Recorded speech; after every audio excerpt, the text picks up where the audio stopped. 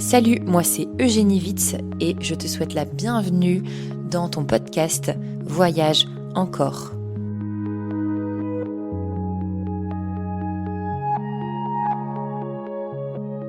Bonjour à tous et bienvenue dans ce nouveau podcast où j'ai la joie de recevoir Nathalie Baudouin qui est maternologue, donc psychologue clinicienne spécialisée en maternologie. Bonjour. Bonjour. Pour commencer, est-ce que c'est possible de me décrire votre parcours ? Qu'est-ce qui a amené à être spécialisée en maternologie et qu'est-ce que veut dire ce terme aussi pour les gens qui ne connaissent pas encore ? Alors en fait, dans mon parcours, j'allais dire classique de psychologue clinicienne, c'est des années d'études de psychologie avec des spécialités. Après la licence 3, il y a une bifurcation où on part vers le social, psychologie du travail, où on part vers le clinique, la psychopathologie. J'ai toujours eu en tête de travailler en maternité. Il faut savoir qu'à l'époque, parce que je n'ai pas 25 ans, il n'y avait pas de psychologue en maternité, ça n'existait pas. Mais mon idée, c'était celle-là. Et elle ne m'a jamais quittée. Et quand j'ai terminé mes études, ma dernière année d'études, je suis allée à une conférence du docteur Jean-Marie Delassus, qui est le fondateur de la maternologie, où lors de sa conférence, il passait des vidéos de femmes dans son unité de maternologie qu'il filmait au moment des repas et au moment du bain, où il faisait des ralentis et il montrait dans ces ralentis d'images où était la difficulté maternelle chez cette femme qui souffrait dans sa maternité. Et en fait, après cette conférence a été pour moi une révélation. Je me suis dit, mais c'est exactement ça que je veux faire, c'est exactement là où je veux être. Et j'ai comme ça découvert la maternologie. Donc bien sûr, j'ai acheté les ouvrages, à l'époque pas très nombreux, de Jean-Marie Delassus, et je me suis formée avec lui. C'est l'un des pionniers, alors on pourrait dire. C'est le pionnier, c'est lui qui a été fondateur de la maternologie. Ok. Voilà. Et donc la maternologie, c'est une discipline qui s'intéresse à la maternité psychique, à la dimension psychique de la naissance. Et donc lui, le socle un petit peu, c'est que lui n'a jamais parlé de dépression du postpartum. Il dit que certes, par exemple, dans la dépression du postpartum, ce sont les symptômes d'une dépression, mais qu'en aucun cas, une femme qui vit une dépression du postpartum ne relève de la psychiatrie et ne peut être classée selon le DSM-4 de la dépression ordinaire, j'allais dire. Lui, il dit que c'est une difficulté maternelle et qu'une femme qui est en dépression du postpartum est en fait une femme qui souffre de ne pas rentrer en lien avec son bébé et que c'est ça qui la fait souffrir. Question qui me vient comme ça, est-ce que le DSM a changé depuis ? Non, je ne pense pas. Non. D'ailleurs, je vois souvent sur les réseaux des idées selon lesquelles il faudrait changer la dénomination de cette notion de dépression du postpartum. Ça pourrait faire changer les choses. Ah, mais complètement. On lance un message à tous ceux qui écoutent, s'il y aura peut-être une graine qui poussera, en tout cas, on le souhaite. Ok. Et donc la maternologie, elle va de quelle période à quelle période ? C'est du désir d'enfant jusqu'à le postpartum, si on pourrait décrire ? C'est ça. Ok, c'est tout à fait vraiment ça. toute cette période-là. Oui. Et à quel moment ça deviendrait justement important de consulter une maternologue, donc je vais l'appeler comme ça, une psychologue clinicienne spécialisée dans la maternologie. Est-ce que en soi, toutes les femmes, elles devraient au moins consulter à ce moment-là, même une séance ou pas nécessairement ? Une séance en soi, ça ne sert pas à grand-chose. Ceci dit, je vois aussi, moi, avec le temps, que, par exemple, j'ai des jeunes femmes aujourd'hui qui me consultent en disant « je viens pour interroger mon désir d'enfant ». Elles disent pas clairement « je n'en veux pas et c'est pas normal et je me pose la question ». Elles disent « je viens pour parler de mon désir d'enfant parce que je me sens pas très, très au clair avec tout ça ». Et ça, c'est nouveau. Oui, c'est vrai qu'on parle de plus en plus de l'ouverture je ne souhaite pas d'enfant. Parce qu'avant, c'était tellement Mhm. logique, hein. On se marie, on a des enfants, et vivons heureux et ayons Mhm. le monospace. Mhm. Et il y a ce tournant qui est en train de se faire. Quelle opinion, quel avis, je sais pas, vous avez un peu sur cette question que maintenant la femme s'ouvre à, en fait, j'ai peut-être pas envie d'avoir des enfants, quoi. Oui. Justement, elle vient questionner ce désir d'enfant. D'où vient-il? Pourquoi il n'est pas évident chez elle? Bon, je pense aussi c'est l'évolution de la société aussi, hein. Une femme, elle n'est pas forcément dans l'attente d'une maternité pour se sentir femme. La révélation de la femme par la maternité, elle est plus une évidence aujourd'hui. Et vous expliquez ce changement, vous, comment vous dites la société, il y aurait...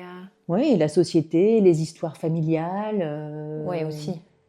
Oui, je pense quand même, hein, l'éco-anxiété dont on parle. Bon, il y a c'est plurifactoriel en fait. Je ne sais pas exactement. Ça, ce serait plus des études de sociologie, de voir un petit peu ce que dirait un sociologue de la femme aujourd'hui et dans son rapport à la maternité. Ok, En tout cas, aujourd'hui, elle ose le dire. Peut-être ouais, que complètement. aussi 2 générations de ça, bon, déjà, il n'y avait pas de moyens de contraception, on avait des enfants, plusieurs enfants sans les désirer à proprement parler. Voilà, donc il y a aussi ça, il y a aussi la contraception qui a joué son rôle. Complètement. Hein, Ouais, je fais un enfant quand je le souhaite. ouais. Ah, complètement. Et c'est pas si Et aujourd'hui, je peux ancien. me poser la question, est-ce que j'en veux ou est-ce que j'en veux pas? Ouais, Hein, avant, la femme, elle ne pouvait pas se poser la question. ouais, on avance avec notre temps. Oui, tout à fait. Donc, je pense aussi qu'il y a ça, il y a ce sujet de société, de progrès. Et Et d'ailleurs, aujourd'hui, il y a plus de femmes qui ont du mal à en avoir aussi. ouais, complètement. Ça évolue. À quel moment, justement, c'est important de venir consulter une maternologue dans notre parcours de désir jusqu'au postpartum? Est-ce que Mais vous savez, il y a des ce choses qui qui fait viendraient consulter, régulièrement? Ouais. ce qui fait consulter une maternologue ou une psychologue, c'est la souffrance. Hein. C'est quand on souffre de ce qu'on est dans une situation donnée. C'est pas forcément la pathologie, la maladie. C'est quand on éprouve un mal-être à ce qu'on vit, à ce qu'on ressent à l'intérieur, à ce qu'on est dans une réalité à un moment donné. Donc, donc voilà, ça va être une femme qui tombe pas enceinte au bout de 3 mois et qui va commencer à penser qu'elle est stérile, qu'elle va pas y arriver. Ça provoque une souffrance en elle.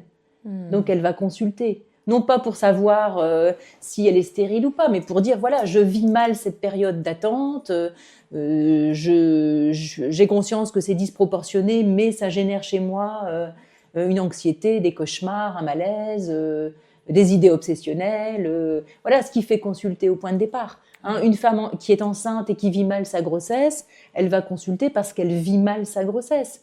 Parce que là aussi, elle s'était imaginée que ce serait une période fantastique comme on lui avait décrit depuis toujours.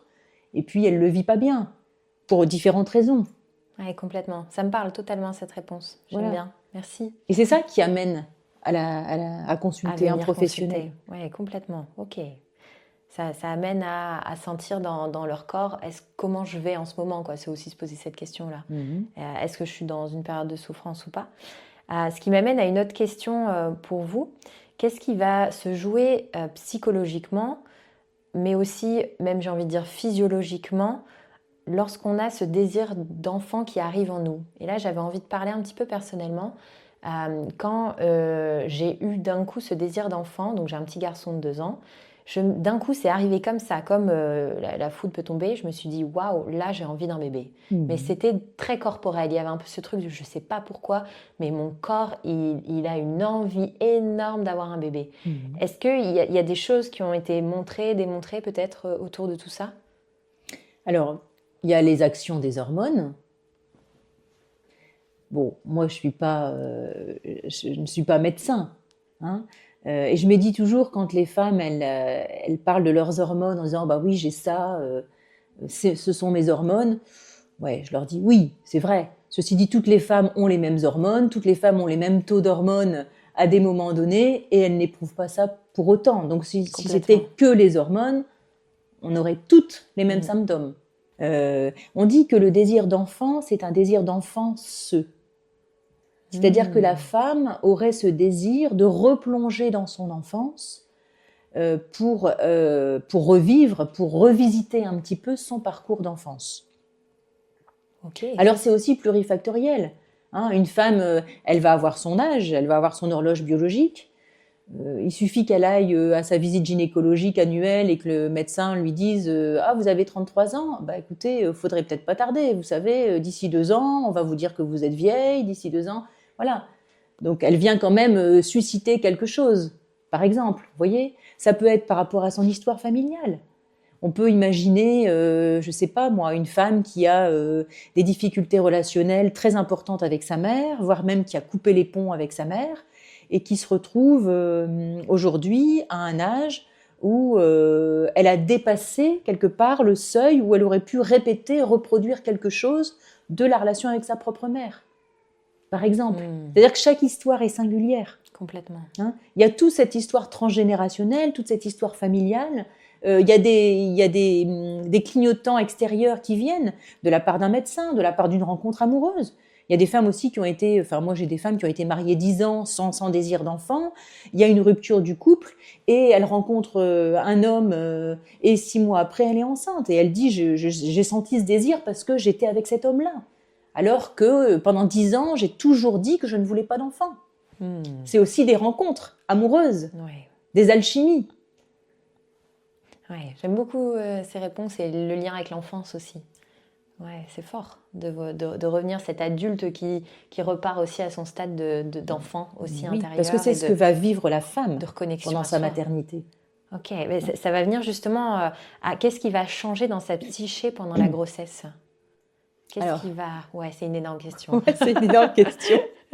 On parle de remaniement psychique.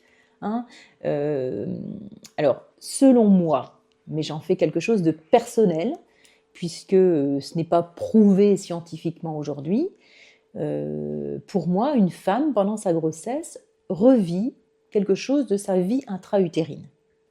Parce qu'au niveau sensoriel, elle a une mémoire qui vient se réactiver par ses sens et qui vient, selon moi, la reconnecter à sa propre mémoire sensorielle utérine.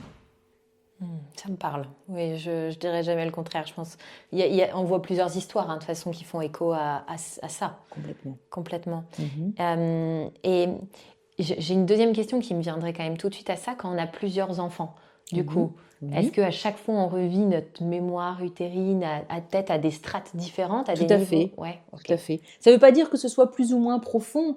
Ça veut dire que, vous savez, il y a l'histoire du refoulement. Le refoulement, c'est ce mécanisme de défense inconscient qui fait qu'un événement qui serait trop fort, qui serait potentiellement traumatisant, eh bien l'inconscient va le mettre au fond d'un tiroir. Il ne va pas l'oublier. Il va le mettre de côté pour que la personne puisse continuer de fonctionner. Donc, on refoule. Et ce refoulement, en fait, est beaucoup moins actif pendant la grossesse. Ça veut dire qu'en fait, que pendant la grossesse, les tiroirs s'ouvrent.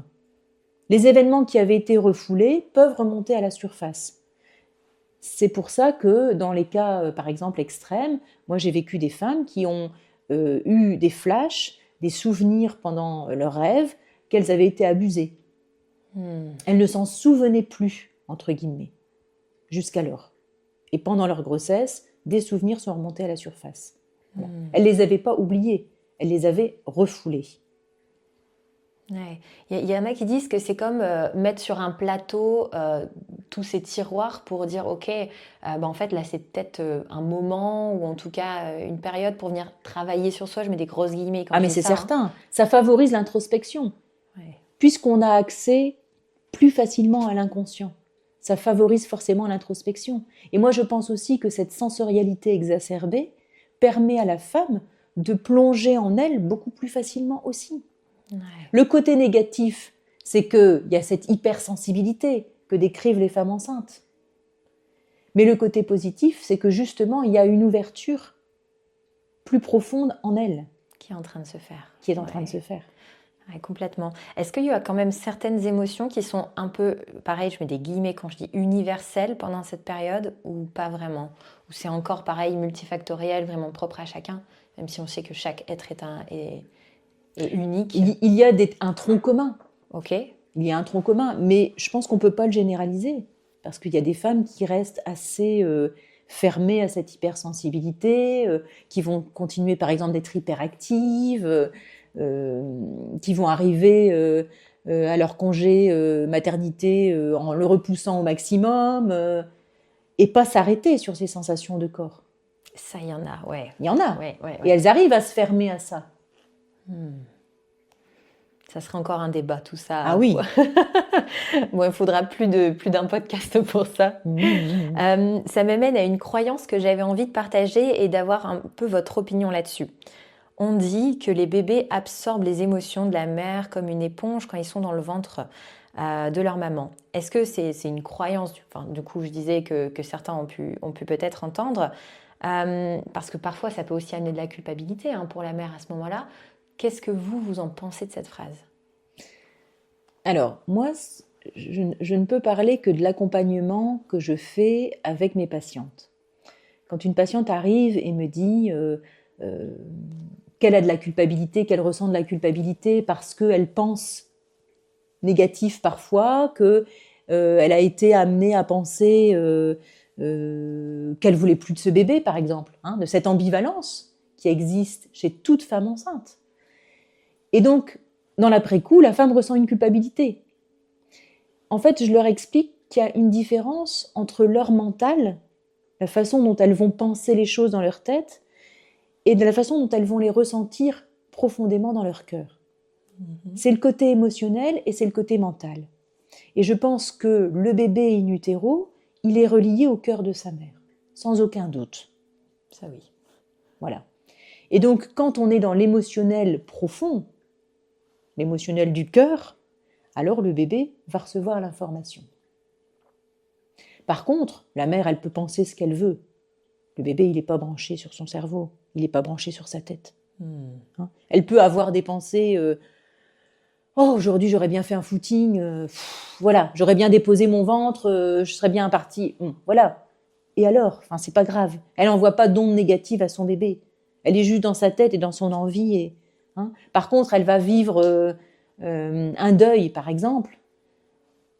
Et bien, à ce moment-là, oui, le cœur est tellement occupé par l'événement que le bébé, forcément, il a un ressenti de ce qui traverse le cœur de sa mère. Qu'est-ce qu'on pourrait conseiller à ce moment-là pour les parler. mamans ? Ouais, de lui parler. De lui parler. Okay.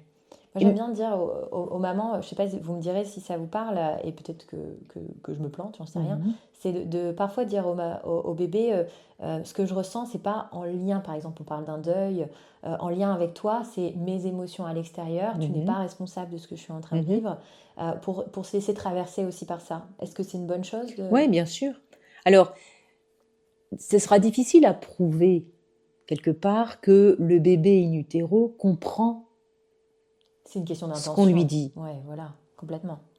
Par contre, je pense que, il y a non seulement une intention, je pense que c'est aussi important à ce moment-là d'aider la maman à le formuler à voix haute. Pas pour le bébé, pour elle. Pour elle, se l'entendre dire. Et puisque elle se l'entend dire, elle envoie aussi à son corps cette information-là. Tu n'es responsable de rien, c'est pas en lien avec toi. Tu dois ressentir ma tristesse, tu dois ressentir mon désarroi, tu dois ressentir mon mood sombre actuellement, tu n'y es pour rien.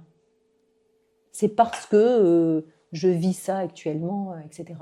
C'est important qu'elle puisse, je pense, le formuler à voix haute parce qu'au niveau vibratoire, il se passe des choses. Et donc, elle le communique à son bébé dans l'intention, mais elle le communique oralement, vibratoirement, pour elle-même. Et parce que ça va avoir un effet sur elle-même et sur son corps, ça va avoir un effet sur son bébé, inévitablement. Son bébé fait partie de son corps, et il est dans l'eau, et il vibre à la même fréquence que sa mère. Oui, complètement. Est-ce qu'on voit un lien justement entre le développement émotionnel de la mère, on parlait des tiroirs qui s'ouvrent un peu plus, et justement le développement émotionnel de l'enfant in utero? Alors le développement émotionnel in utero, moi je ne connais pas d'études faites sur son développement, c'est-à-dire du premier jour jusqu'au dernier jour.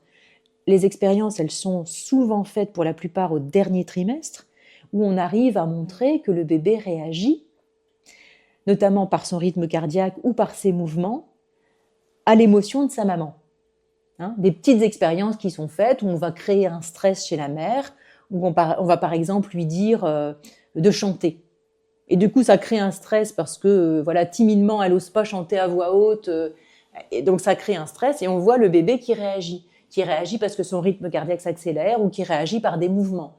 Et d'autres bébés vont réagir dans un état de sidération, au contraire, en absence de mouvement. Donc ça, il y a des expériences qui sont faites. Mais ces expériences, elles sont toujours faites au dernier trimestre. Ouais, il y a encore de quoi faire au niveau de la mais science. c'est certain. Il y a encore de quoi faire au niveau de la science, ça c'est sûr. Et il y a beaucoup d'études sur les sens des enfants aussi, du développement des sens. Tout à fait. C'est pour ça qu'on reconnaît aujourd'hui, on reconnaît que le fœtus a une vie sensorielle. Ça, on peut le reconnaître. Ouais, pas encore sur l'émotionnel. C'est tout ce qu'on reconnaît. Ouais. Bon, il y a de quoi faire, il y a de quoi faire. On parle beaucoup lors de la préparation à l'accouchement, à la naissance, du déroulé médical, qu'est-ce qui va se passer, etc. Mais moins du bouleversement émotionnel que quand même on vit après un accouchement, au postpartum. On parle déjà de cette hypersensibilité pendant la grossesse, mais on parle peu ensuite de ce qui se passe après. Pour vous, justement, quel impact peut avoir justement l'accouchement sur toute sa vie psychique d'une femme ? C'est-à-dire les conséquences on pourrait parler parce qu'il y a la césarienne, la péridurale, la physiologie, et pas mal de femmes se disent si j'accouche physiologiquement, je me sentirai mieux psychologiquement et mon bébé, ça ira mieux aussi. Que si je vis autre chose, ah ouais, non, ça va pas le faire, etc. Ça, c'est en effet déjà une question. Et la deuxième, c'est aussi l'image qu'elle s'est créée de l'accouchement, on ne sait pas l'avenir, personne ne connaît l'avenir, qui n'est pas toujours collé à ce qui va être vécu, peut aussi amener un bouleversement. Est-ce qu'il y a des choses un peu à dire sur l'accouchement, de manière générale ? Déjà, l'accouchement, c'est l'acte physique. C'est l'acte physique qui vient sortir le bébé du ventre de sa mère. Après 9 mois ensemble. Après 9 mois de vie commune. Complètement. Moi, je parle plutôt de la naissance. D'où, justement, le concept de la maternologie, c'est-à-dire de la naissance psychique. La mère doit mettre au monde psychiquement son bébé. Et quand elle met au monde psychiquement son bébé, elle se fait naître aussi, elle en tant que mère. Donc la souffrance, la difficulté maternelle du postpartum serait liée à ça, serait liée à la difficulté de faire naître psychiquement son enfant. Et donc, la difficulté pour la mère de se faire naître, elle aussi, en tant que mère. Et les femmes qui sont dans la souffrance du postpartum, elles disent « je ne suis pas une bonne mère ». Si je confie aujourd'hui mon enfant à n'importe quelle personne, il fera aussi bien que moi. Les femmes qui souffrent en postpartum, c'est ce qu'elles disent. Elles ne se reconnaissent pas comme uniques pour l'enfant. Elles n'arrivent pas à se rendre compte de ça, à conscientiser l'importance qu'elles ont pour l'enfant. Parce que l'enfant reste un bout d'elle au point de départ. L'enfant, il est différencié simplement parce qu'on a coupé le cordon, mais il reste un petit bout d'elle. C'est pour ça d'ailleurs qu'il y a cette hypersensibilité, cette hypervigilance à l'égard de l'enfant. C'est parce que c'est un bout d'elle. Il a constitué un organe supplémentaire dans son corps pendant 9 mois. Donc elle ne peut pas, quelques semaines plus tard, se dire ça y est, il est sorti de mon corps, donc c'est un être différent et différencié de moi. Ce n'est pas possible. Ok, on est d'accord là-dessus, c'est pas possible. C'est pas possible. Ça, c'est une très bonne chose de le dire. Parce qu'il y en a beaucoup qui ont des attentes derrière ça. C'est je vais voir mon bébé, je vais l'aimer d'un coup, ça va être le plus beau jour de ma vie. Alors oui, ça peut se faire. Oui, il y a des femmes pour qui c'est très rapide. C'est comme un coup de foudre. Elles ont quelque chose qui les traverse. C'est vrai. Mais ça peut ne pas être vrai. Et c'est d'accord, et c'est OK en fait. Ça va se faire au fil des semaines. D'abord, une femme qui a accouché, elle vient de vivre un marathon. Il faut le temps que physiquement elle récupère, déjà. Et puis, il faut qu'elle observe, qu'elle regarde son bébé, qu'elle s'imprègne de son bébé, qu'elle le respire, qu'elle le renifle, qu'elle le sente, qu'elle le touche. Là aussi, on fait appel aux organes des sens. C'est pas avec son cerveau qu'on aime son bébé. C'est pas par là que ça passe. De quoi elle aurait vraiment du coup besoin pour naître, comme vous dites, mère, et faire naître son bébé, de la plus belle des manières, si je pourrais dire, pour elle, psychologiquement, etc. Ça serait quoi? De quoi elle aurait besoin? Bah, ça, c'est chaque femme. Chaque femme vient le dire dans sa souffrance. C'est-à-dire qu'il y a des femmes, par exemple, quand j'accompagne les mères, c'est quand je les écoute parler, en fait, elles me donnent la réponse. Elles me disent là où il faut qu'elle aille chercher sa maternité. Alors, il y a ce qu'on Par appelle, exemple, ouais. il y a ce qu'on appelle le proto-regard. Le proto-regard, c'est le premier regard du bébé après sa naissance. Hein, quand le bébé regarde sa mère, là, qui ouvre ses grands yeux d'un bleu marine profond et qu'il plonge à l'intérieur de sa mère. Ce proto-regard, il existe, il va disparaître au fil des semaines, il existe essentiellement pendant l'allaitement, qu'il soit au sein ou au biberon, peu importe. Hein. Le bébé au point de départ tète pour se nourrir, pour remplir son estomac, et à un moment donné, il ouvre les yeux et il lève les yeux vers sa mère. Et c'est là qu'il y a quelque chose qui passe. C'est là que la rencontre s'opère entre une mère et son bébé. On parle aussi d'après, alors pas que du moment de l'accouchement pur, on parle vraiment en soi donc de plusieurs moments. Oui, des mois qui suivent. Okay, et ça peut se faire un peu plus tard. Ça peut se faire un peu plus tard. Ah, super, c'est bien de le poser ça. De pas se dire en fait c'est que l'accouchement, c'est aussi mon moment après, c'est les mois et tout. Ça c'est super de pouvoir comment dire, rééquilibrer cette croyance qui se disait que c'était l'accouchement qui définissait en fait la suite, mais pas du tout quoi. Pas du tout. Ouais, génial. Et il y a même des femmes, moi j'ai des femmes qui ont mal vécu leur accouchement. Elles arrivent avec le traumatisme de l'accouchement, la césarienne par exemple, mais dans la relation au bébé, elles sont bien. Elles se sentent être la mère de l'enfant, elles sont en lien, le lien à l'enfant est positif, mais par contre, elles ont raté leur accouchement. Elles disent, j'ai raté mon accouchement, je n'ai pas accouché de mon enfant. Parce que je n'ai rien fait. Et ça, qu'est-ce que vous leur dites, répondez à ces moments-là? Alors, moi j'essaie, avec mes petites méthodes, de leur refaire visualiser quelque chose de leur accouchement. Et ensuite, il y a le pouvoir de l'eau. C'est-à-dire que je leur demande de prendre un bain avec leur bébé, de raconter à l'enfant ce qu'ils ont vécu ensemble. Ça, c'est très, très fort. Oui. Et alors, je ne sais pas si chaque fois la magie opère, mais en tout cas, il se passe quand même... Le récit qu'elles viennent dans l'après-coup me faire de ce qui s'est passé est très fort. Alors, parce que c'est un moment intime, on ne peut pas filmer. Mais je pense que si on arrivait à filmer ces moments-là, on verrait ce qui s'y passe, quoi. La dernière fois, il n'y a pas si longtemps que ça, j'ai une patiente, justement, qui m'explique qu'elle a très mal vécu son accouchement, elle a eu une césarienne... donc en code rouge, hein, c'est-à-dire en précipitation parce que le cœur du bébé faiblissait. Et là, il découvre qu'effectivement, le bébé avait 2 fois le cordon autour du cou, donc forcément son cœur faiblissait, donc précipitation, etc. La petite a déjà 8 mois aujourd'hui. Hein. Donc voilà, elle a construit la relation avec son bébé, elle me dit qu'avec sa petite ça va, donc je lui pose des questions pour savoir un peu, j'entends que ça va, les choses vont bien. Mais voilà, elle me dit chaque fois qu'elle doit reparler de son accouchement, elle s'effondre parce que c'est un échec pour elle. Elle a eu une césarienne, elle n'a pas mis au monde son bébé, elle s'était préparée pour un accouchement physio, enfin voilà. Donc je lui propose de visualiser les choses, je lui propose de mettre au monde son enfant, en tout cas dans sa tête, par les images que son cerveau va créer, etc. Une première étape. Et puis je fais confiance à son inconscient pour modifier les choses. Et puis, je lui propose, je lui dis, voilà, vous allez prendre un bain avec votre petite et puis vous allez lui raconter avec vos mots à vous.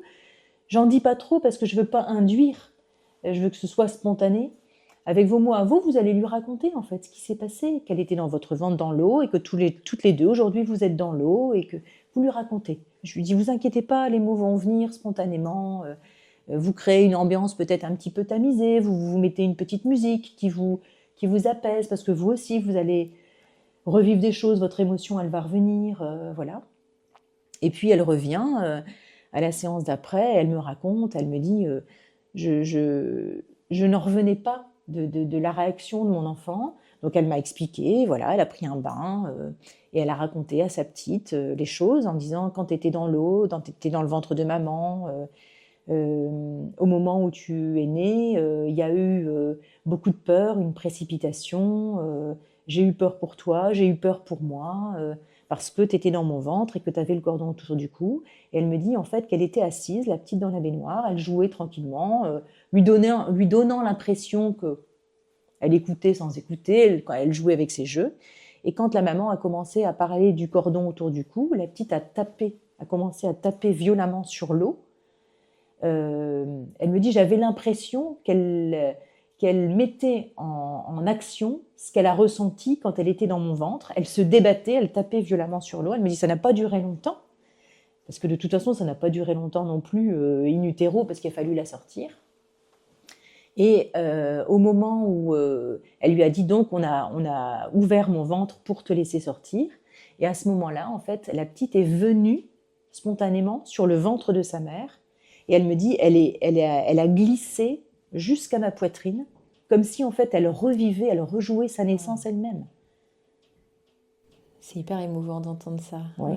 Et elle me dit qu'elle avait, à ce moment-là, elle n'a pas pu l'allaiter, elle n'a pas souhaité l'allaiter parce que c'était trop intense ce qu'elle avait vécu, et que la petite en fait est venue se nicher sur son sein. Ouais. C'est quand même fort. Très fort. Et qu'elle-même, elle était un peu, elle n'était pas sidérée, mais elle était à la fois, elle me dit, j'avais une partie de moi qui revivait le moment avec elle et une partie de moi qui n'en revenait pas de ce qui se passait, de ce qui se déroulait. C'est magnifique. Ouais. On voit que certains enfants réagissent comme ça à des moments de leur vie qui ont pu être, Tout à fait. qui ont pu être forts. Ça me fait penser, dans la semaine, j'ai eu un enfant d'1 an et demi, trouble du sommeil, etc.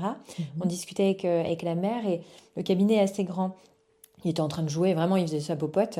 Et dès qu'on abordait toujours un mot, c'était à peu près, je pense, le mot danger, il tournait la tête d'un coup, il nous regardait.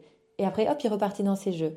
Et moi, je continue, je remets le mot, et la maman, elle dit, à chaque fois que vous dites le mot, il se retourne en mode qu'est-ce qui s'est passé. Et dans sa naissance, il y avait tout un aspect où il y a eu de la peur, comme un peu l'aspect de Code Rouge, etc. Donc je trouve ça fort que dans les mémoires du corps, etc., il se passe encore en fait beaucoup de choses mais avec le temps, quoi. Ok. Ça me mène encore à une question. Comment, on a parlé au tout début de la dépression du postpartum. Comment les personnes qui nous écoutent peuvent différencier le baby blues de cette dépression du postpartum et aussi d'une fatigue simple? Comment elles peuvent savoir à quel stade aussi peut-être elles en sont pour se dire ok, là je dois m'alerter, ou là c'est ok? Enfin, il y a déjà le temps. C'est-à-dire que le baby blues, c'est ce qui fait suite à l'accouchement, les 3 premières semaines après l'arrivée d'un enfant. Il y a pour le coup, au niveau de l'accouchement, il y a une décharge hormonale qui permet à la maman d'avoir une énergie énorme pour pouvoir mettre au monde son enfant. Cette énergie, elle va finir par redescendre. D'ailleurs, les mamans qui font 3 nuits blanches de suite, je vais dire toutes les mamans quasiment, à la maternité, elles tiennent.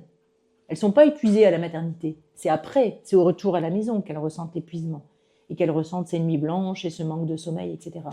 Donc là, c'est une fatigue. Elles ont le baby blues, c'est je pleure un petit peu parce que je suis fatiguée, parce que je réalise ce qui vient de se passer. Peut-être j'ai l'impression que je vais pas m'en sortir et que ça va être difficile, mais elles sont pas submergées complètement. Et puis il y a la présence du papa ou du coparent qui est là à ce moment-là, donc elles sont pas dans le côté je vais pas m'en sortir en fait. Donc normalement, au bout de 3 semaines, cet état-là se modifie.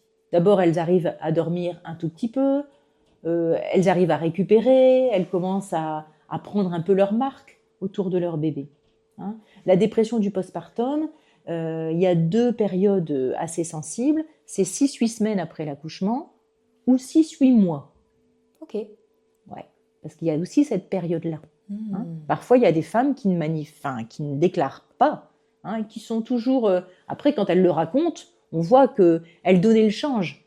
Elle se mentait un petit peu à elle-même. Hein. Bon. Et puis 6-8 mois, c'est long. Donc là, elles craquent en fait. Elles n'en peuvent plus souvent après la reprise du travail, ou le rythme ne se fait pas, ou elles ne sont pas en lien avec leur bébé. À ce moment-là, ouais, elles se sentent pas en lien. Elles se sentent pas en lien avec eux. Ce que je disais un petit peu tout à l'heure, cette sensation d'être une mauvaise mère. Ok. Ouais, donc vraiment plus tard, quoi, après. Oui. Ok.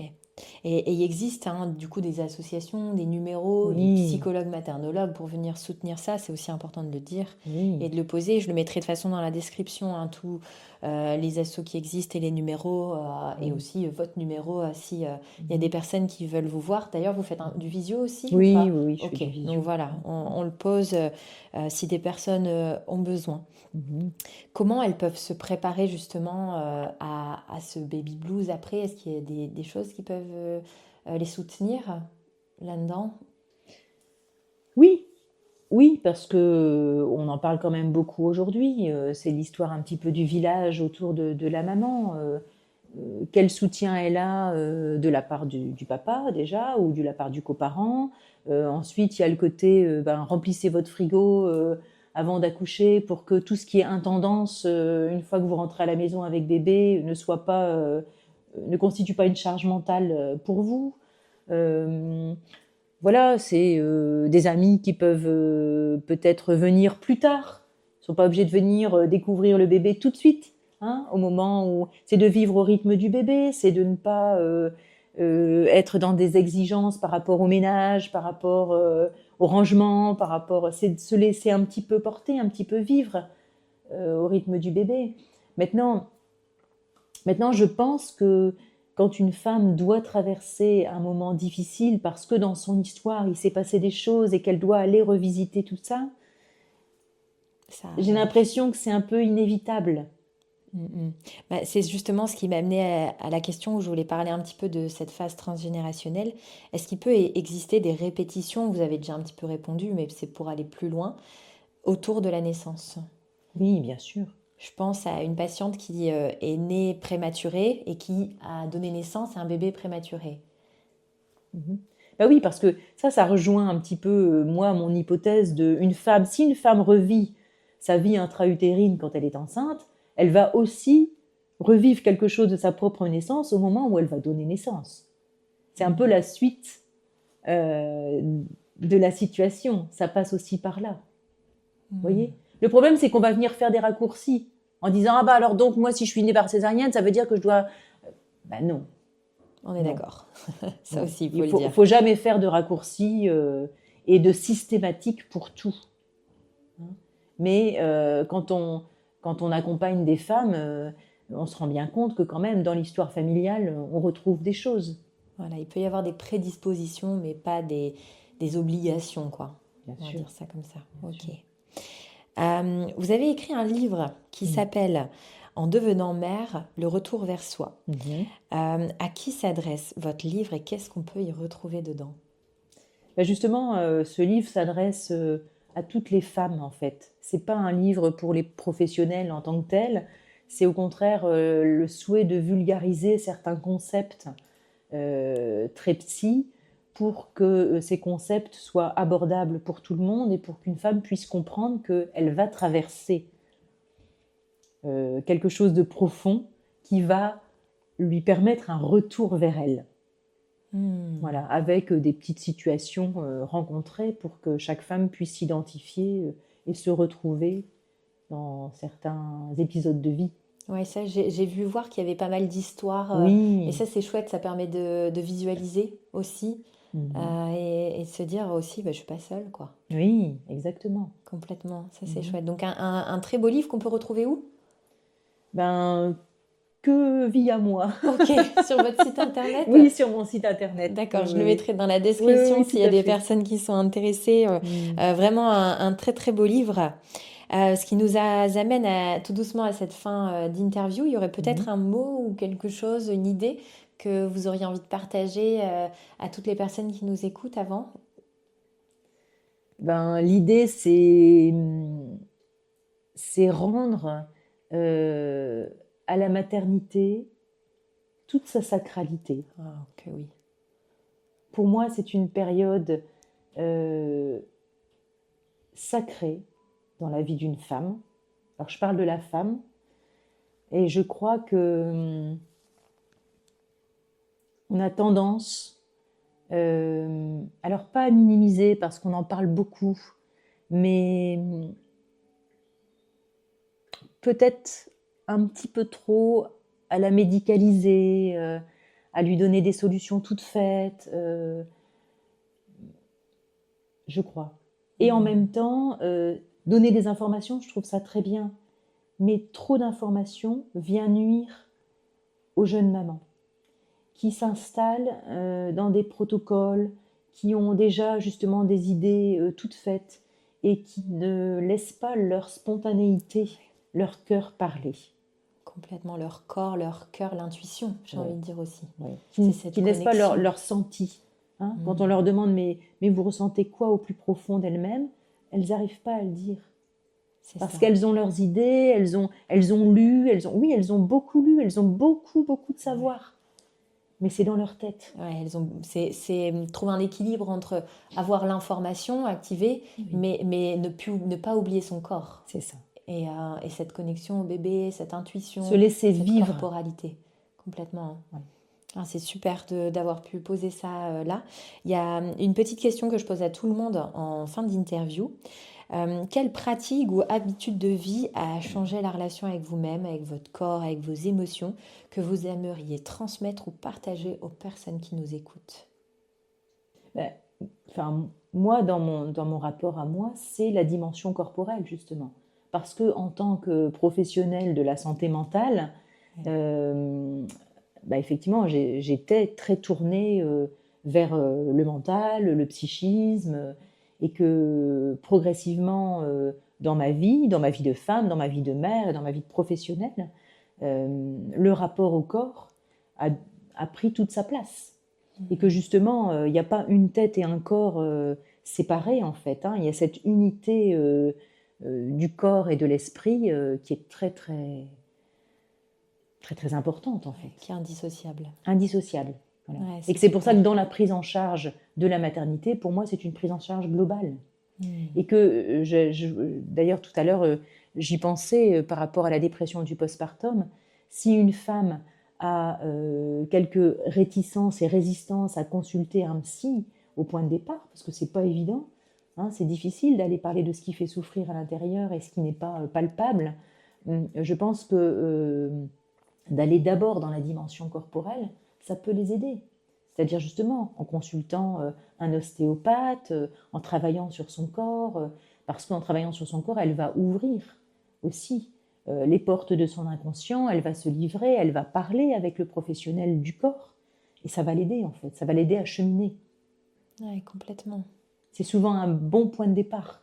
Ouais, c'est de revenir à la base, quoi, j'ai envie de dire. Ouais, oh, super. Eh bien, merci beaucoup pour tout ce partage que j'ai trouvé très intéressant, très instructif et passionnant. Donc, voilà, vous avez tous une ébauche du livre qui n'est que passionnant aussi, du coup, de Nathalie Beaudoin, que vous pouvez retrouver au cabinet Devenir Mère aussi. Donc, j'ai dit, je mettrai le site sur Internet. Qui est fondatrice aussi de ce cabinet, qui a voulu créer un cabinet pluridisciplinaire pour accompagner les jeunes parents, même en parcours PMA, etc. C'est ça aussi. Oui. Justement. Après, dans une dimension holistique, dans une dimension globale. Voilà, j'allais dire, sinon je pense que vous en parleriez encore mieux que moi. Voilà, où on peut retrouver plusieurs thérapeutes pour vraiment se sentir accompagné, entouré de plusieurs professionnels de santé, et bravo pour ce très très beau projet. Ouais. Merci. Avant de se quitter, si cet épisode t'a parlé, je t'invite à mettre quelques étoiles ou à venir le partager auprès des personnes qui t'entourent, parce que c'est vraiment ce qui aide ce podcast à grandir. Merci d'être là, prends soin de toi et je te dis à très vite.